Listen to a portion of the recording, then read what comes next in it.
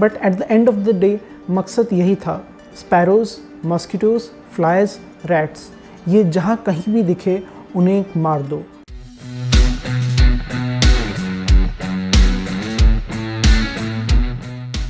Did you know that there was a time when China declared war on sparrows? And what if I tell you that the current COVID situation that we are facing right now is the direct result of that war? Confused, right? Don't worry.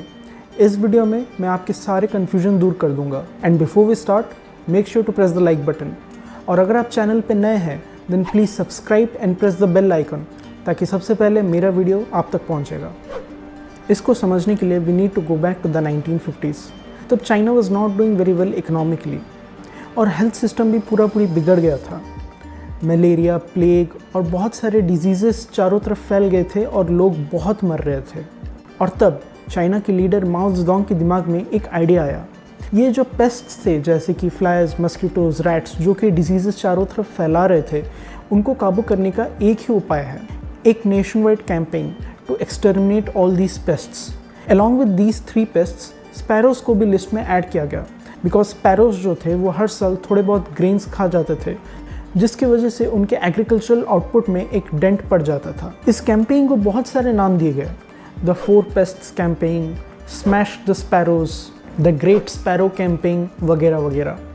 But at the end of the day मकसद यही था, sparrows, mosquitoes, flies, rats, ये जहाँ कहीं भी दिखे उन्हें मार दो, उन्हें एक्सटर्मिनेट कर दो। और ये कोई हल्का फुल्का कैंपिंग नहीं था, ये एक नेशन वाइड कैंपिंग था जहाँ पे लोगों को मोटिवेट किया जाता था, इंस्पायर किया जाता था to murder all these pests, thus beginning the war on sparrows.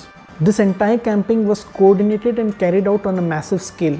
बच्चे, बूढ़े, औरतें, सबको ये कहा जाता था कि जितने ज़्यादा पेस्ट्स मार सकते हो उतना ज़्यादा बेटर फॉर द कंट्री। और एक नेशनलिस्टिक और एक पैट्रियोटिक जुनून उनमें भर जाता था, जिसके वजह से वो जहाँ भी ये पेस्ट दिखे उन्हें मार देते थे। And the way the Chinese carried out these massacres were very brutish. Guns were used to shoot the sparrows out of the sky. उनके नेस्ट तोड़ दिए जाते थे, उनके एग्स और जो चिक्स थे उनको भी डिस्ट्रॉय कर दिया जाता था। Even children helped by using slingshots. और डिफरेंट गांव और डिफरेंट प्रोविंसेस में तो ये छोटा मोटा कंपटीशन भी बन गया था। Other than guns and slingshots, another widely used weapon were the musical instruments. Yes, ये जो म्यूज़िकल इंस्ट्रूमेंट्स, गॉन्ग्स, फायरवर्क्स, या जितने भी लाउड नॉइज़ क्रिएट करने वाले ये जो इंस्ट्रूमेंट्स थे उनको एक साथ बजाया जाता था। इसका मेन एम ये था कि स्पैरोज़ को एग्जॉस्ट कर दिया जाए। इतना एग्जॉस्ट कर दिया जाता था कि ना वो ट्रीज़ पे रेस्ट ले पाते थे, ना वो आसमान में उड़ सकते थे, एंड फाइनली वो थक के एग्जॉशन के मारे नीचे गिर जाते थे, जहाँ पे उन्हें मार दिया जाता था। Even saying this stuff makes me sick. I can not believe कि ऐसे लोग थे भी। Unfortunately records don't lie.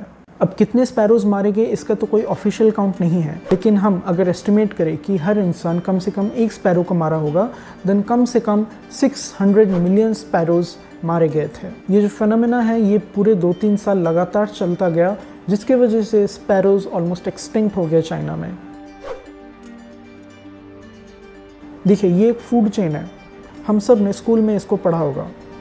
अब इस चेन में हर एक एनिमल या ऑर्गेनिज्म का अपना एक रोल होता है।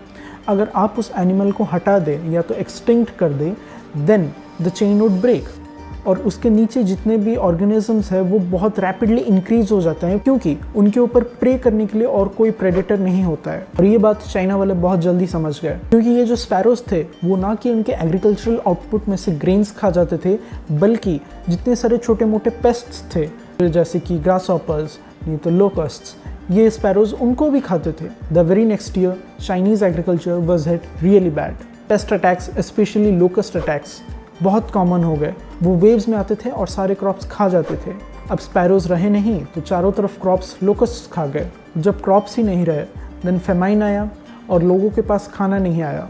इस फेमाइन को द ग्रेट फेमाइन कहा जाता है। Now according to official sources 15 million people died, लेकिन स्कॉलर्स का ये मानना है कि कम से कम 45 to 78 मिलियन पीपल इस फेमाइन में मरे हैं। हालात इतने बुरे हो गए थे कि खाने के लिए मर्डर कर देना भी बहुत कॉमन प्लेस हो गया था चाइना में। In fact this is what led to the 1962 Sino Indian war. और जब भूख लगे और फसल ना हो, obviously the Chinese turn to hunting. इसी पॉइंट पे एक्सोटिक एंड वाइल्ड एनिमल्स को खाने का एक ट्रेंड शुरू हुआ जो आज तक चाइना में जिंदा है। एंड ये सिर्फ हंटिंग पे नहीं रुके, छोटे छोटे companies and local peasants they started domesticating these wild animals and farming them like we farm buffaloes and cows and hens. And जब माओ जेडोंग ने ये नोटिस किया कि जो स्मैश द स्पैरो कैंपिंग के वजह से जो ग्रेट फेमाइन हुआ था उसको ये हंटिंग थोड़ा थोड़ा एलिमिनेट करते जा रहा है, देन माओ जेडोंग के गवर्नमेंट ने इस hunting and domestication of wild animals को भी सपोर्ट किया and that led to the birth of a humongous wildlife industry in China, which is well alive and cooking today. ये जो चाइना का जो वेट मार्केट है, एक तो वायरस ट्रांसमिशन बहुत ही ईजी हो जाता है। देखिए वायरस जो होता है वो वाइल्ड लाइफ में एक एनिमल से दूसरे एनिमल बहुत ईजिली ट्रांसफ़र हो जाते हैं और एनिमल से ह्यूमन ट्रांसमिशन बहुत ही ज़्यादा मुश्किल होता है। लेकिन ये जो वेट मार्केट है ये एक परफेक्ट अपॉर्चुनिटी देते हैं इन वायरसेस को to transmit from these animals to humans, क्योंकि यहाँ पे बहुत क्लोज कांटेक्ट में आते हैं ह्यूमंस के साथ, not only dogs, cats but also various kinds of wild animals, both dead and alive. और बिकॉज ये मीट मार्केट है तो ऑब्वियसली बहुत सारे ब्लड और फ्लूइड्स बहुत ओपन में खुले रहते हैं और वायरसेस का transmission from animals to humans बहुत ही आसान हो जाता है। Now we don't know for certain कि ये कोविड-19 का जो वायरस है ये कहाँ से ओरिजिनेट हुआ है।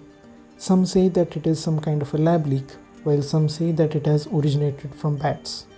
But one thing is for certain कि ये जो wet markets हैं they are a bustling hub for viruses and they pose a huge threat to humanity.